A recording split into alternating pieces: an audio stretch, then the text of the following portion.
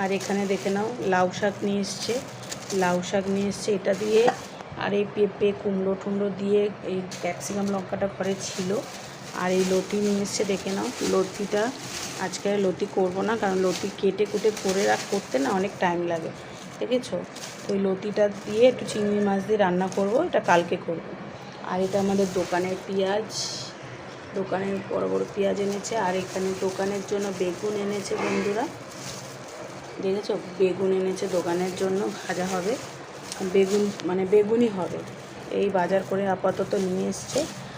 আর বলেছিলাম একটু আম আনতে, তো এখনও আনেনি, যখন আনবে তোমাদের দেখাবো, ঠিক আছে। আনতে বলেছিলাম, আনলো তো না। দেখে নাও বন্ধুরা, আজকে নিয়ে এসছে চিংড়ি মাছ। এই চিংড়ি মাছটা নিয়ে এসছে, রান্না করব। এটা কেটে কুটে বেছে বুঝে পরিষ্কার করে নিতে হবে এখনই, কারণ এই চিংড়ি মাছটা অনেকটাই এনেছে, প্রায় 1 কিলোর মতো মনে হচ্ছে, প্রায়